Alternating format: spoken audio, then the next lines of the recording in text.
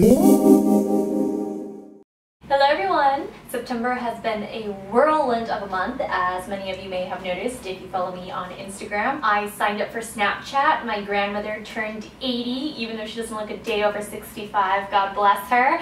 And I'm just so happy because there are so many amazing new products that I have to share with you. And I actually have misses this month as well. I'm going to be doing a little bit of Korean beauty chat at the end of this video, so please make sure you stay tuned because I have some big news. And speaking of which, there is a giveaway for the lip that I'm wearing. I'm actually wearing a mix of Laura Mercier's Lip Parfait Creamy Color Balm in the Juicy Papaya, which is a true orange, and the Guava color, which is a red, and that's the lip color I have on today. But now we'll get started with my actual September favorite with my Christian Louboutin lipsticks, because this is the lipstick of, I guess, the century. I really love these lipsticks, and who would have thought that I would end up loving the mattes the most? I have very dry, very sensitive lips, and for some reason the matte formula works the best for me. I've been wearing Bengali the most because it's a really beautiful bright pink. I turn it into an ombre. I just feather away the lip lines, and it's so beautiful when mixed with lip balm as well. So I also love Just Nothing, which is the other matte that I bought, and this is a nude color. It's not too gray, so I think this works well with a really amazing smoky eye with big lashes. I think, however, that Bengali is the most wearable, and I purchased a few more, but 2 are on back order from Nordstrom. I did get 1 more in today. This is number 215, so here it is in the packaging. I can't use it or open it until I've photographed it, so please be patient because the others are on back order for another 2 weeks or so. When the other shades arrive, I'll go ahead and post full face swatches on the blog, I promise. Okay, so now let's move on to primers. I have been working on improving the texture of my skin when I wear makeup. So I've been wearing a lot less foundation. I've been really into the natural look ever since being in Korea and seeing how the women there wear makeup. And I've discovered 2 primers that work all over my face and especially well for plumping up acne scarring like I have on my cheeks. So some people call it pitting, some people call it textural imperfections, but whatever you want to call it, it sucks. And it's hard to make it look smooth even though you have good skin. So I've discovered 2 solutions, first of which is the Shiomura Stage Performer. I bought this while I was in Japan because I saw it on the skin and I was shocked. A lot of these silicone-based primers tend to be really drying, and they accentuate dryness without really plumping up the look of my pitting on this cheek here. So the Stage Performer Smooth Out Instant Pore Blurring Primer, whew, long name, but it really does work, and it has a moisturizing feel. It makes my concealer on top of any of my trouble spots really smooth. So then we have the YSL Touche Éclat Blur Primer, and this is a new product that I discovered when I was researching strobing. So I did a strobing video very recently showing you how I like to create glowing skin that doesn't look greasy. So this blur primer is a little bit different because this is great for all skin types, and it gives you luminous skin but with oil control. There's microfine shimmer infused into this formula. It's also silicone based like the Shiomura, but it just smooths my entire face. It kind of gives that airbrushed look without having to use too much foundation. So I actually find that I use less powder, less liquid foundation when I use this primer. I really don't make the effort to wear a foundation primer unless it's really good. So these both make my foundation look smoother, make my skin look more plumped and even toned, so I highly recommend these 2 because they're worth the effort and the extra time you put into your makeup. Now let's move on to powders, and after trying hundreds of powders, literally hundreds, I have finally come to the conclusion that the best powders are made by Burberry. And the reason I say that is because they don't make my skin look extra dry or extra dehydrated, and they control oil, but they don't make my skin look flat. I actually hit pan on this one. This is the Fresh Glow Compact in Ochre Nude, and you can purchase this through Sephora, and this is my holy grail powder. The color match is perfect and the texture is perfect. Even though it does offer coverage, it doesn't make my face look cakey. I have finally mastered the art of powder placement. Just like with strobing, I don't put it all over my face, just on the spots where I need need it. So I feel like the Burberry powder, it looks undetectable even though I've only put it on certain parts of my face and not all over. Now if I want to use something all over my face, I'll use the nude powder, which is a lighter version of the other powder that I just showed you, the Fresh Glow Compact.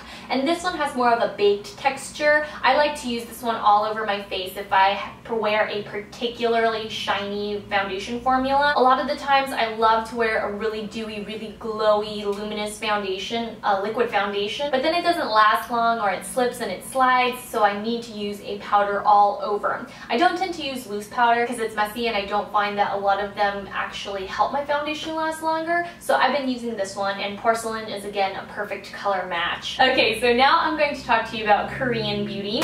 We're going to start with Seollwasu because, as many of you know, I wear their cushion a lot. This is the only cushion that I wear, even though I've tried Laneige, Amore Pacific, 3Lab, pretty much O'Hara, all the popular Korean brands that you can think of. So the reason why Seollwasu's is so good is, first of all, the coverage. It doesn't feel too oily, it doesn't make me look too greasy, but when I was in Korea, I finally was able to purchase the brightening perfecting cushion, and it comes in a slightly different case. It's packaged in white instead of the champagne and gold mix here. I use this brightening cushion in number 23 medium beige, and it's the perfect color for me. I'm wearing it today without any powder actually. I just wanted to switch it up for you guys, and I even made my brows straight so that you can see what it looks like. I've been practicing here and there. They're really beautiful. It's just that the color of the brightening one is different. It's definitely not as yellow. It's more of a neutral tone. It's also a little bit sheerer, so it doesn't have as heavy coverage. This cushion is a foundation, so it gives you medium to full coverage with just a few swipes,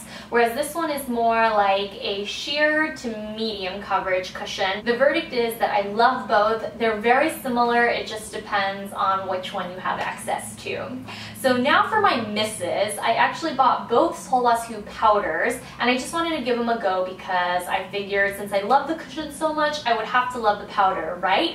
Wrong. So I purchased the Snow Eyes Whitening UV Compact as well as the Even Fair Smoothing Powder Foundation. So this one has heavier coverage, and I love the O2 medium ochre color, but this one accentuates all my fine lines. It looks powdery, it looks cakey, so this one's definitely a no-go for me. When I first started using the Snow Eyes Whitening UV Compact, I thought I loved it. It's almost translucent when you put it on, but I found that again, it was accentuating my dryness, it was falling into my fine lines, and I just felt like, ugh, it's close, but no cigar. I truly believe that Burberry's powders are much, much better, and they're a lot more accessible than the Seollwasu's. Now for eyebrows. I know a lot of you guys have wanted to see me with straight eyebrows, and I'm still not convinced that they suit me well, but I am at least getting better at doing them. And while I was in South Korea, I learned that the secret to Korean brows is, guess what? Shu Uemura's Hard 9 formula, and I really can't see why a lot of Korean makeup artists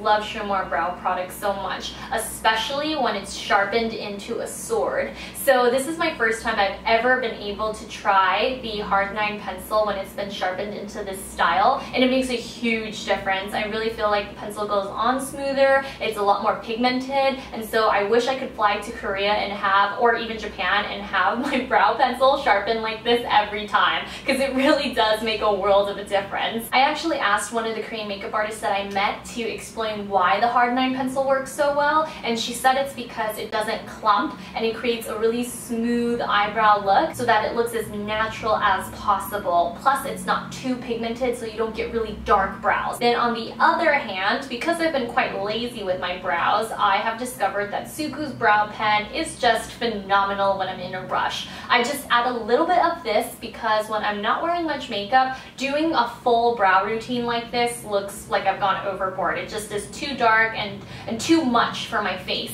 But when I use this brow pen in the brown color, it just warms up my complexion, it matches my hair better, and it makes me look more polished without having to spend more than 2 minutes on my eyebrows, which is like a record because most of the time this takes a lot of effort. And because I mentioned it on Twitter, I just wanted to share that the most amazing Korean cosmetic brand that I just fell head over heels for is RAEview, and this is their star product in my opinion. The Platinum White Spot Concealer is just amazing, and I'm going to do an Asia week dedicated to my South Korea and Japan beauty travels.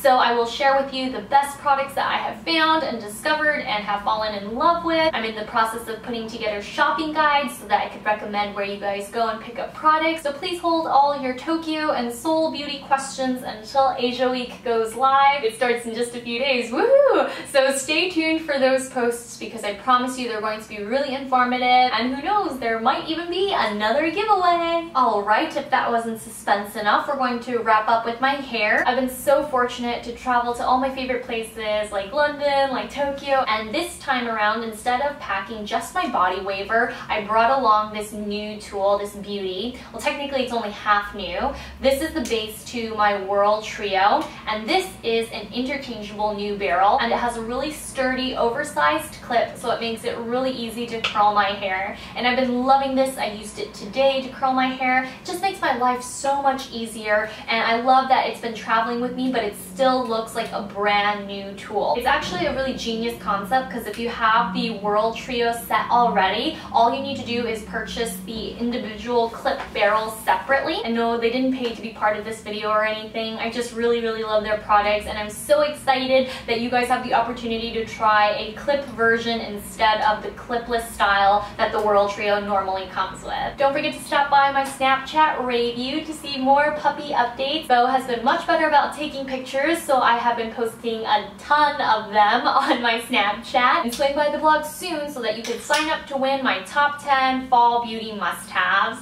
Thanks so much for tuning in, everyone, and we'll see you next time. Bye!